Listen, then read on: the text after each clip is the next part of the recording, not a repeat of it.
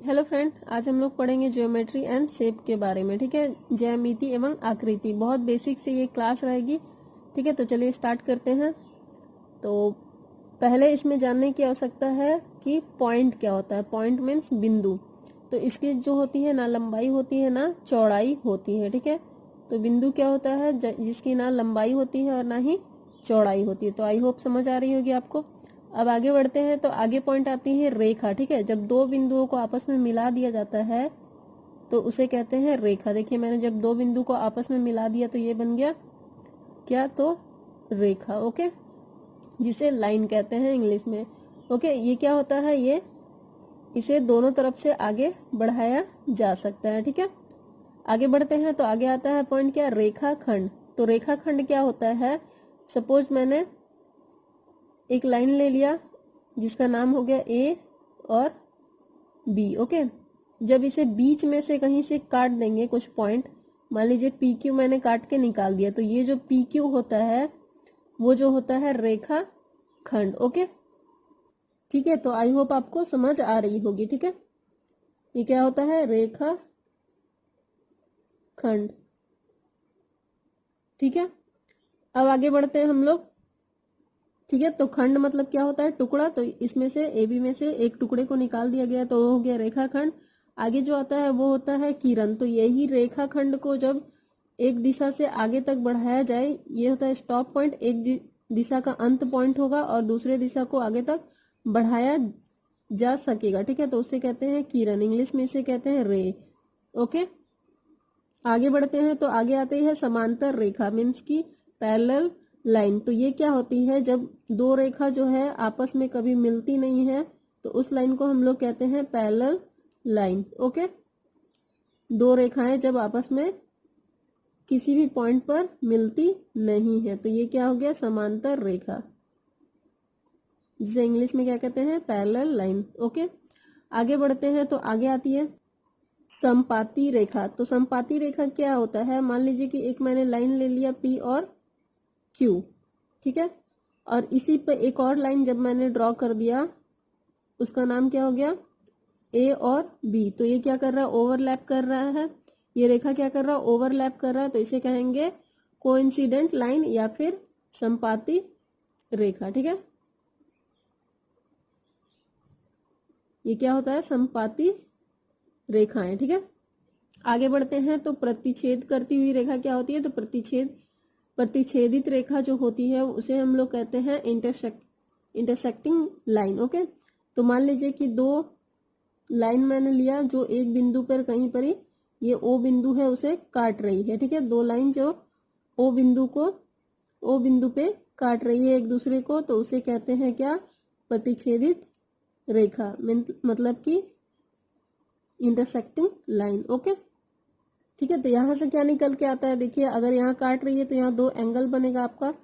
ठीक है, जो एक दूसरे के क्या होगा, अपोजिट होगा। तो उसे कहेंगे, इस एंगल को क्या कहेंगे, मान लीजिए एंगल 1 है और ये एंगल 2 है, तो ये एंगल 1 जो होता है एंगल 2 के इक्वल होता है। अगर ये एंगल 3 है और ये 4 है तो एंगल 3 जो होगा वो एंगल 4 के इक्वल होगा। इसे कहते हैं वर्टिकली अपोजिट एंगल, मतलब कि शीर्षाभिमुख कोण। ओके, ठीक है, और ये आपस में क्या होती है, बराबर होती है। तो याद रखिएगा, इस तरह के क्वेश्चन पूछे जाते हैं एंगल के नाम डिग्री देकर।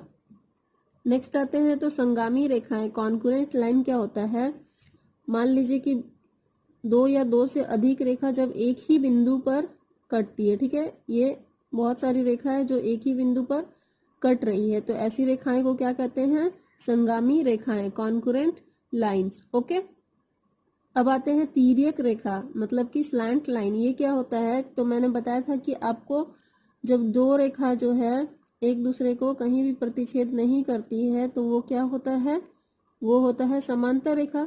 तो समांतर रेखा को जो बीच से एक तिर्यक रेखा, तिर्यक मतलब तिरछा, ठीक है, तिर्यक रेखा जब काटती है, मान लीजिए इस रेखा का नाम क्या हो गया, एन हो गया, तो ये होती है तिर्यक रेखा। एन क्या है, एन जो है वो तिर्यक रेखा है।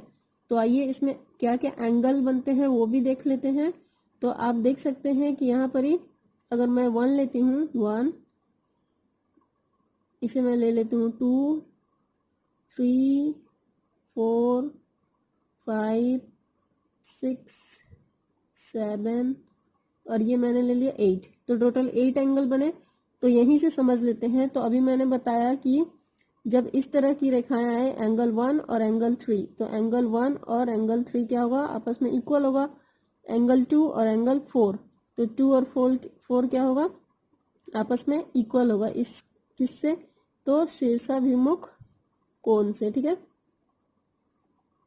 ठीक है, क्या कहते हैं, शीर्षाभिमुख कोण, और ये आपस में क्या होते हैं, इक्वल होते हैं। ओके, ठीक है। तो अब आते हैं एकांतर कोण में। तो एकांतर कोण क्या होता है, देखिए ये एंगल और ये एंगल, इसको क्या हो रहा है, ये दोनों आपस में क्या है, एक ऊपर जा रहा है। सिंपल भाषा में बोला जाए तो एक ऊपर की ओर कोण बन रहा है, एक नीचे की ओर कोण बन रहा है। मान लीजिए ये कोण 1 है और ये कोण 2 है, तो कोण 1 जो होगा कोण 2 के होगा, और इसे ही एकांतर कोण कहते हैं। ओके, वैसे सेम इस साइड देख लीजिए कि कोण 3 और कोण 4, देखिए ये ऊपर जा रहा था और ये नीचे आ रहा था। ठीक है, तो कोण 3 और कोण 4 क्या होगा, ये भी एकांतर कोण होगा। और इसमें भी क्या होते हैं, जैसे शीर्षाभिमुख में आपस में बराबर होते थे कोण, वैसे ही इसमें भी आपस में बराबर होते हैं। ठीक है, अब आ गया इसमें इंटीरियर मतलब अंतः कोण, और एक्सटीरियर मतलब बाहरी या फिर बाह्य कोण, बाह्य एकांतर कोण। ओके,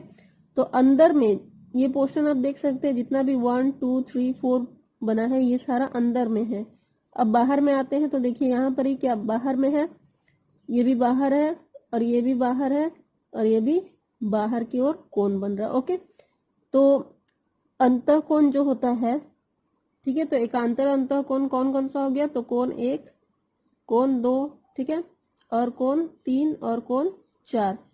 इसी तरह बाह्य एक्सटीरियर वाला निकालेंगे तो ठीक है, तो इसका बाह्य क्या हो जाएगा, देखिए ये बाहर क्या है 5 है, तो ये 8। ठीक है, 5 किसके बराबर हो जाएगा, कोण 8 के, और 6 किसके बराबर हो जाएगा, कोण 7 के। ठीक है, अब सिर्फ आते हैं अंतः कोण। अंतः कोण मतलब अंदर का कोण, तो ये क्या होता है, अंतः कोण का योग जो होता है इस तरह बनेगा अंतः कोण। तो इसका योग जो होगा कोण 1 प्लस कोण 2 बराबर जो होगा 180 डिग्री होगा। ठीक है, 180 डिग्री होगा। तो आई होप आपको समझ आ रही होगी। ठीक है, अब आते हैं रैखिक युग्म। तो क्या होता है, जब एक रेखा है, ठीक है, इसको जब एक तिर्यक रेखा काटती है, सपोज ये हो गया तिर्यक रेखा, ये इसे काट रही है, तो बिंदु P पे काट रही है, तो जो दो कोण बना यहाँ से लेकर यहाँ तक, तो कोण 1 प्लस कोण 2, तो कोण 1 प्लस कोण 2 जो होता है उसका योग जो होता है 180 डिग्री। ये कैसे होता है, तो ये रैखिक युग्म का नियम है। ओके, अब इसी में आ जाते हैं आसन्न कोण। तो आसन्न कोण में भी सेम होता है। ठीक है, उन दोनों कोण का योग क्या होता है, 180 डिग्री होता है। ठीक है, इसे रैखिक युग्म और आसन्न कोण एडजेसेंट एंगल दोनों भी कह सकते हैं। ओके, ठीक है, और क्या होता है, और शीर्षाभिमुख कोण जो होता है जैसे ये वाला था, तो इनका जो योग होता है वो भी 180 डिग्री होता है। जैसे 1 और 2 मिलके शीर्षाभिमुख कोण बना, तो ये इसका योग क्या हो गया, 180 डिग्री। ठीक है, 3 और 4 मिलकर बना, तो 3 प्लस 4 कितना हो गया, 180 डिग्री। आई होप आपको समझ आ रही होगी। अब आते हैं हम लोग त्रिभुज पे। तो त्रिभुज क्या होता है, 3 भुजाओं से घिरी हुई बंद आकृति को त्रिभुज कहते हैं। ठीक है, जब 3 भुजा ये सब जो होता है वो भुजा होता है। ठीक है, ठीक है, और ये बंद आकृति क्यों बोला मैंने, क्योंकि ये एरिया कवर है। ठीक है, ये पूरा जो एरिया वो कवर है, तो क्लोज जो होता है एरिया वो क्या होता है, त्रिभुज होता है जिसका 3 भुजा हो। या फिर ऐसे भी बोल सकते हैं, जो जब 3 लाइन एक दूसरे को आपस में प्रतिच्छेद करती हैं तो वो क्या कहलाती है, त्रिभुज कहलाती है। तो इसके बारे में जान लेते हैं। तो त्रिभुज के तीनों कोणों का योग जो होता है वो 180 डिग्री होता है। एकदम सिंपल सी बात है।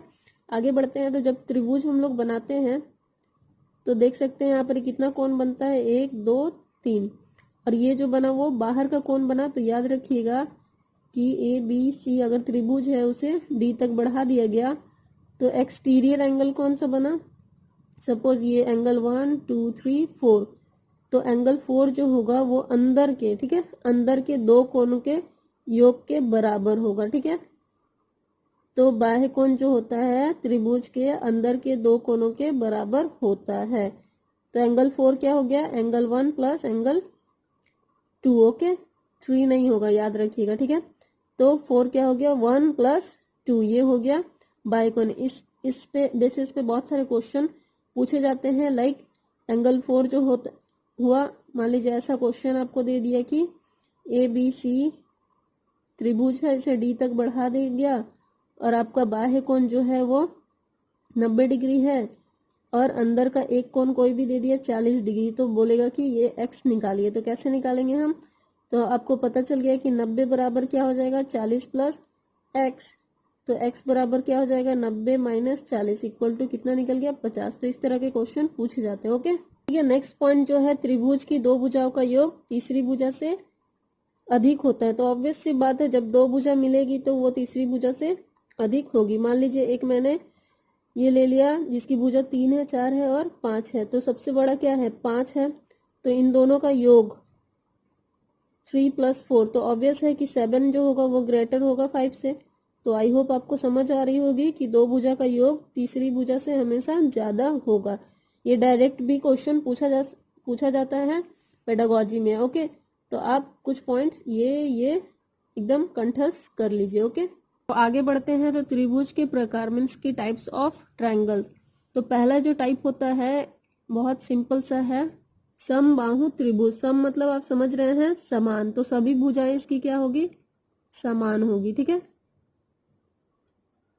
मीन्स की ABC अगर कोई है भुजा है, ठीक है, ये A दिया है, B दिया है, C दिया है, तो A जो होगा बराबर होगा B जो होगा C के बराबर हो गया। ये सब आपस में बराबर होंगे और इसके कोण भी क्या होते हैं, सब आपस में बराबर होता है। तो कोण 1 बराबर कोण 2 बराबर कोण 3। ओके,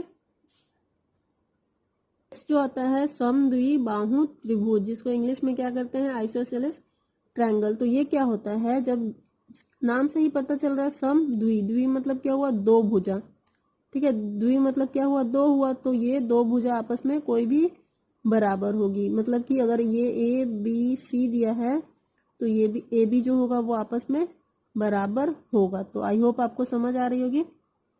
नेम नेक्स्ट क्या है, विषम बाहु त्रिभुज। तो नेम से ही क्लियर है कि विषम बाहु मतलब कोई भी भुजा आपस में बराबर नहीं होगी। मतलब अगर ABC 3 भुजा है तो A B के बराबर नहीं, B C के बराबर नहीं। तो इस तरह के क्वेश्चन में क्या किया जाता है, फॉर्मूला लगाया जाता है, हीरोन्स का फॉर्मूला, त्रिभुज का क्षेत्रफल निकालने के लिए। त्रिभुज का क्षेत्रफल निकालने के लिए क्या फॉर्मूला, हीरोन्स का, जो क्या होता है S minus A, S minus B और S माइनस C। तो देख सकते हैं यहाँ ABC क्या है, ABC भुजा है इसकी, और S जो होता है अर्ध परिमाप होता है, अर्ध परिमाप। ओके, तो अर्ध परिमाप क्या होता है, पहले समझ लीजिए परिमाप क्या होता है। तो किसी भी चीज का परिमाप निकालने के लिए उसकी जो भुजा दी रहेगी उनका योग होगा। तो इसकी भुजा क्या है, A plus B plus C। तो सबका योग हो गया है A plus B plus C, ये निकल गया परिमाप। लेकिन क्या बोला था, अर्ध परिमाप, मतलब कि इसका आधा। ओके, तो एग्जाम्पल के रूप में देख सकते हैं कि मान लीजिए A जो है वो 5 है, C जो है 4 है और ये 3 है, ठीक है। तो कैसे इसे त्रिभुज का क्षेत्रफल निकालेंगे, ठीक है। तो S बराबर क्या हो गया, 5 प्लस 4 प्लस 3 बटा 2। तो इसे जोड़ दिए तो 5 4 9 3 12 बटा 2 कितना आ गया, 6। S आ गया 6। अब त्रिभुज का क्षेत्रफल क्या होगा, तो रूट अंडर S, पहले S था तो 6 लिखा मैंने, ठीक है। फिर क्या था, S माइनस A, तो 6 माइनस A कितना, मान लेते हैं 5, वहां पर ही देखिए 5 दिया हुआ है, ठीक है। फिर 6 माइनस 4, ये देखिए 4 और 6 माइनस 3, बस माइनस कीजिए आंसर आ जाएगा।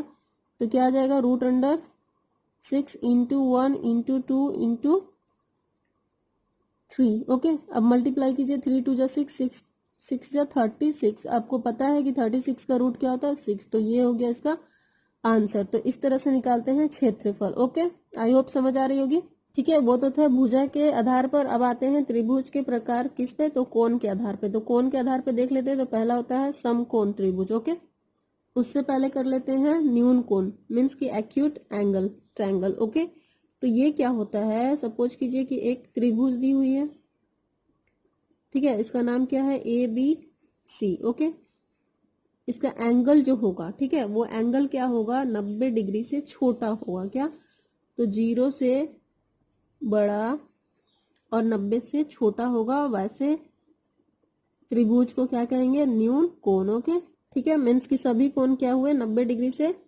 छोटे हुए और 0 से बड़े हुए। हो गया। तो मान लीजिए कि मैंने मान लिया कि थीटा जो है इसका एक कोण है। ठीक है, तो थीटा इसका एंगल जब मान लिया मैंने, तो थीटा क्या हो गया, 0 से बड़ा और 90 से छोटा, तो ऐसे कोण को क्या कहेंगे, न्यून कोण। ओके, नेक्स्ट चलते हैं समकोण त्रिभुज पे, मतलब कि राइट एंगल ट्रायंगल। तो ये क्या होता है, जब एक कोण क्या है 90 डिग्री का हो, तो ऐसे ये हो गया 90 डिग्री का साइन। ठीक है, और 90 डिग्री का हो तो ऐसे कोण को क्या कहेंगे, समकोण। मान लीजिए कि ये थीटा है, तो थीटा इक्वल टू क्या, तो थीटा क्या होना चाहिए, थीटा को मैंने कोण मान लिया, तो थीटा जो होना चाहिए वो 90 डिग्री का होना चाहिए। तो उसे क्या कहेंगे वैसे त्रिभुज को, समकोण। आगे बढ़ते हैं, अधिकोण त्रिभुज, मतलब कि ऑब्ट्यूज एंगल ट्रायंगल। ओके, ठीक है, तो यहाँ पर ये एंगल को अगर मैं थीटा मानती हूँ अधिकोण में, मतलब कि ऑब्ट्यूज एंगल में, तो क्या होता है, थीटा जो होता है वो 90 डिग्री से बड़ा होता है। ठीक है, उसका प्रत्येक कोण जो होगा 90 डिग्री से बड़ा होगा और 180 डिग्री से छोटा होगा। ओके, न्यून कोण में क्या था, 0 डिग्री से बड़ा होता था सब कोण और 90 डिग्री से छोटा। समकोण में क्या था, 90 डिग्री के बराबर एक कोण होना चाहिए और अधिक कोण में क्या है, 90 डिग्री से बड़ा होना चाहिए और 180 से छोटा होना चाहिए। ठीक है, तो यहाँ पर ही खत्म होता है आपका कोण के प्रकार। अब पढ़ लेते हैं हम लोग पाइथागोरस थ्योरम के बारे में। ओके, तो ये जो होता है वो क्या होता है, समकोण त्रिभुज पर ही आधारित होता है। जब एक कोण 90 डिग्री का होगा तभी हम लोग पाइथागोरस थ्योरम को अप्लाई कर पाएंगे। ये जो थे एक मैथमेटिशियन थे, एक गणितज्ञ थे, जिन्होंने इस थ्योरम की खोज की थी, इसीलिए इसका नाम पड़ा पाइथागोरस थ्योरम। ओके, तो मान लीजिए कि एक कोण मैंने मान लिया बी, कोण बी को मैंने मान लिया कितना, 90 डिग्री है, तभी इस पे अप्लाई होगा पाइथागोरस थ्योरम। ओके, तो देख सकते हैं जहाँ 90 डिग्री का कोण होगा उसके ठीक ऊपर वाला कोण जो होगा उसे कहते हैं कर्ण, जिसे हाइपोटेन्यूज कहते हैं। एस से दिखाते हैं। जिस पर ये एंगल बनता है उसे कहते हैं आधार। ठीक है, जिसे बी से दिखाते हैं। ठीक है, और जो 90 डिग्री बना रहा है वो होता है लंब, जिसे पी से दिखाते हैं। तो पाइथागोरस ने क्या कहा, तो उन्होंने कहा कि कर्ण जो होगा, कर्ण का जब हम स्क्वायर करेंगे वो आधार के स्क्वायर से और लंब का स्क्वायर का जोड़ होगा। ठीक है, तो देखिए कर्ण का स्क्वायर क्या हो गया, आधार स्क्वायर प्लस लंब स्क्वायर, मीन्स की क्या निकला, H square is equal to B square plus P square. तो ये दिया था किसने, तो पाइथागोरस जी ने। ओके, आई होप आपको समझ आ रही होगी। तो इस तरह का क्वेश्चन कैसे दिया रहता है, तो दिया रहेगा कि एक समकोण त्रिभुज है, इसकी दो भुजाएं हैं, 2 और 3, तो कर्ण ज्ञात कीजिए या फिर तीसरी भुजा ज्ञात कीजिए। तो आप बता सकते हैं कि एच स्क्वायर इक्वल टू क्या होता है, आधार स्क्वायर, आधार देखिए क्या है 3 का स्क्वायर प्लस 2 का स्क्वायर, तो हो गया आपका 9 प्लस 4। ओके, तो एच स्क्वायर कितना निकला, 13। देयरफॉर एच क्या निकलेगा, जब स्क्वायर दूसरे साइड जाता है तो क्या बनता है, रूट बनता है, तो रूट 13 हो जाएगा इसका आंसर। ओके, ठीक है, कोण के प्रकार में और भी 2-3 प्रकार लिख लीजिए। तो सरल कोण क्या होता है, तो अभी मैंने बताया था कि लीनियर पेयर जो होता है जिसका योग जो होता है 180 डिग्री होता है, इस तरह का कुछ, तो ये जो बनता है ये एंगल वो क्या होता है, सरल कोण। मतलब कि ये इसका जो सम होगा वो क्या होगा, 180 डिग्री। अगर ये एंगल थीटा है तो थीटा इक्वल टू क्या हो जाएगा, 180 डिग्री होगा, तो वो क्या होगा, सरल कोण होगा, स्ट्रेट एंगल। ओके, और जो ये होता है आप देख सकते हैं किससे मिलकर बना है, 90 प्लस 90 से। ठीक है, तो ये दो समकोण के जोड़ के इक्वल होगा। मतलब कि क्या हो गया कि ये दो समकोण जब हम लेंगे तब एक सरल कोण बनेगा।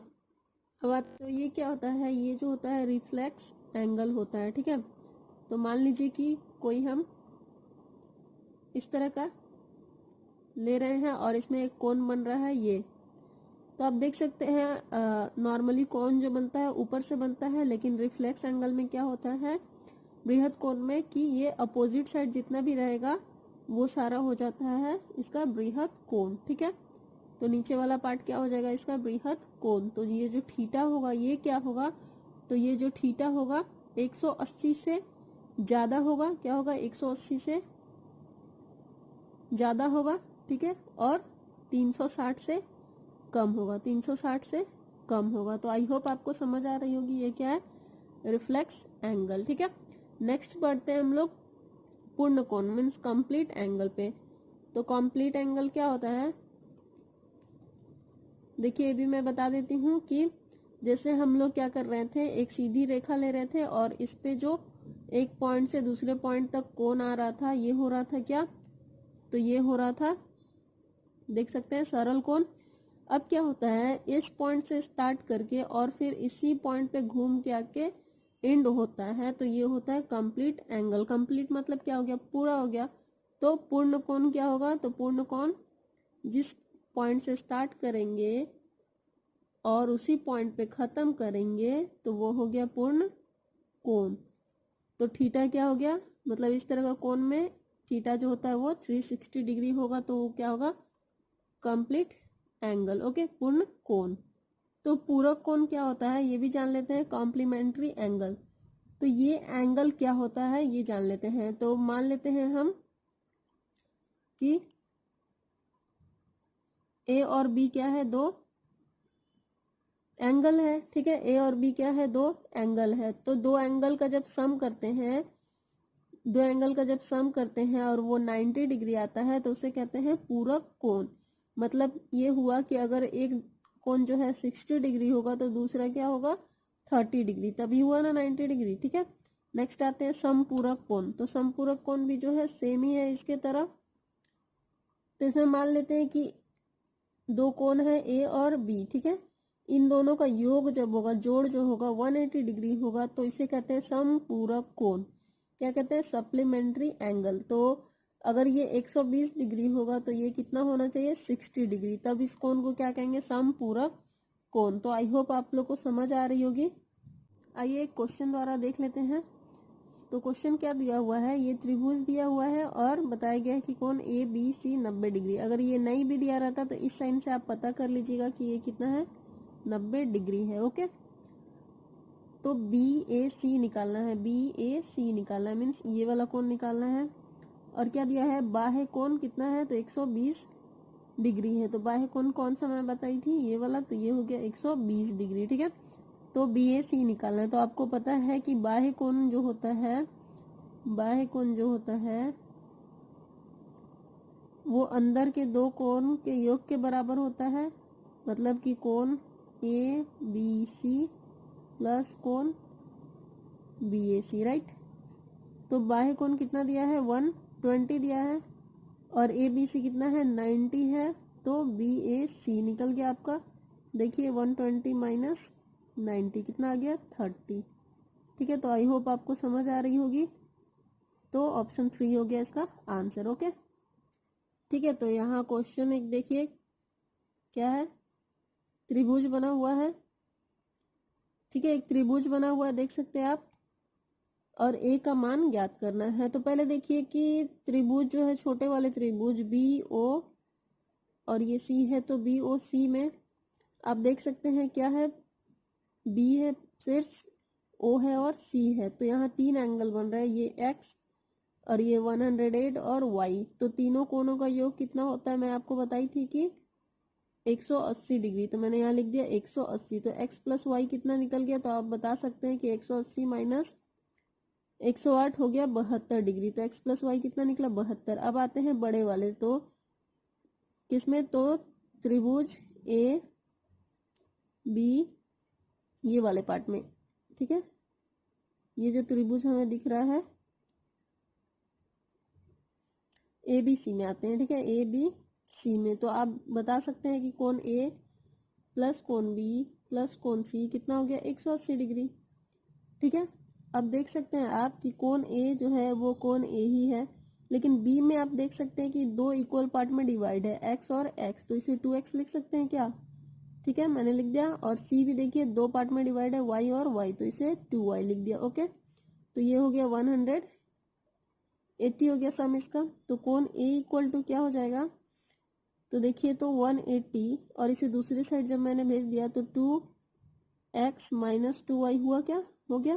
तो 180 माइनस कॉमन ले लेते हैं तो क्या हो गया, और 2 कॉमन लिए तो x प्लस वाई। ओके, तो 180 minus 2 into X plus Y, देखिए यहाँ पर क्या था 72, बस पुट कीजिए आ गया आपका आंसर। तो 180 माइनस 144।